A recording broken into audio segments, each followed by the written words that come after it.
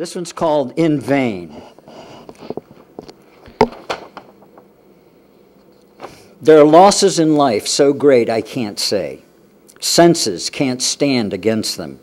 The sky recedes, somewhere an ocean trembles. In the oily tears of a world held together by spidery light, the shallowest breath moves me. And even for this little I am grateful. Except a queasiness in the invisible space between earth and my spine, I no longer know what's missing. Is it loss of nerve, resistance, substance, weight, or bone, blood, and attitude of muscle, skin, and face that becomes the interning shape I can't escape without gravity's aid? Helplessly I hold the daylight, nightfall's flesh, love, family, jobs, addictions, sex, whatever lies between sleep's corridor and chronic doorless dreams. And if I stutter prayers, speech splinters against the unsayable, shatters thought, impedes conviction, one more guilty lifetime must be lived at any cost. Losses so great, a single life no longer suffices. Yet, to express the inexplicable, to possess the occult language of the heartbeat and last breath no man owns without losing himself totally in flesh, that only moves unwillingly from bone, witnessed by the involuntary tides that eddy in his spine, and the twilight veins and tremors of green and violet skies, and the hesitation of footsteps severed by the road, the incalculable distances, palms without lifelines, the white holy scars, absences and whispers, the unnameable, the cries, and the unknown syllables of days that fall between an instant of desperation and grace. A year ago, I was diagnosed with cancer, and from the time I was diagnosed to the time I had my kidney taken out, I kept a notebook. And this is what came out of it. When I was recovering from surgery, I had nothing to do, so I decided to take out the stuff. And I had no idea what I'd written because I decided to write without any editing at all, just to basically to write and not edit it and not judge it or you know, whatever. But, and I was kind of amazed at what came out. I'm going to read all of this as fast as I can. No. I'll just read a few of these. I have to tell you, though, the whole gist of this was written in the concept of having cancer, possible death, and an ex-lover who died of cancer, and the loss, that whole concept of life and loss, and the, you know, the back and forth between it all. So, you know, that's what basically a lot of it's about.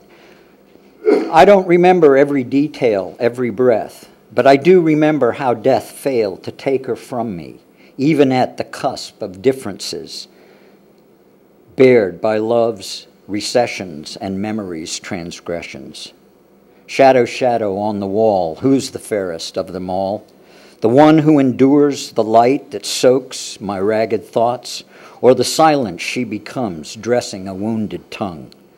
There are places in the heart where nothing ever rests, but in the healing flesh, death takes nothing from us except what we forget.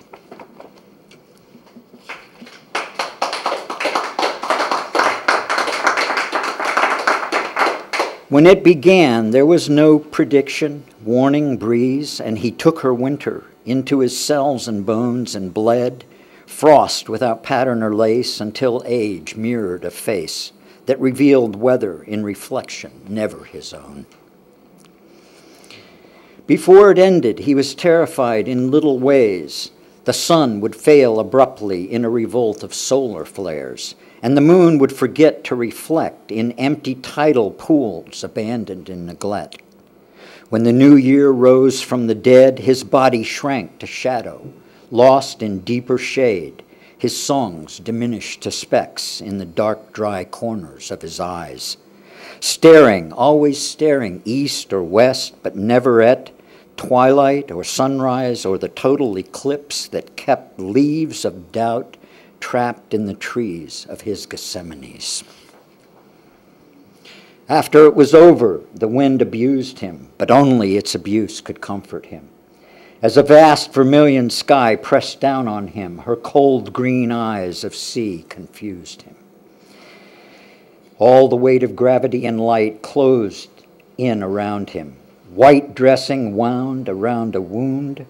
Sea salt stung him like 1,000 swarming bees. The rain accused him, but only wind's abuse could comfort him, as her cold green eyes of sea refused him. She thought he said, "There are no happy endings, only those moments we go from one to another without resistance, like wind searching for form. Behind October eyes, blue thistles died." He thought she gave him everything, the sea, the dirt, the sky, so he took her like a window, seriously. The scattered beads and threads of light in trees, the perspective, distant vistas she denied. She told him she was that window, transparently keeping something out or letting something in. And he believed her downward flow of glass captured image, not reflection, that could not deceive. He thought she said, "Don't worry, it will be all right." But she only spoke as a daughter of the night, who gave away her shadow to be starless, invisible, Sibyl, devoid of second sight. Absence filled his eyes. Then only thornlight and salt sea wind pierced his body, and sirens in the rain troubled his sleep. He had no way to sustain defenses in the rubble of love and failed belief. She was, after all, only Saigon, not Stalingrad. As much as she comes from darkness, I do not fear, for in her darkness shadows reappear. And if not for darkness, how could light survive each day lost in its own immensity? Against the changing shade, she becomes intensity that surrenders night's black flesh and gives back starlight's darkest secrets to otherwise empty skies.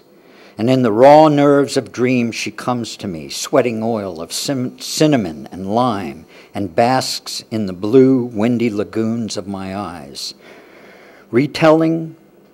Until morning, tattoos her body with glyphs, retelling the myths of Genesis in Origin's design.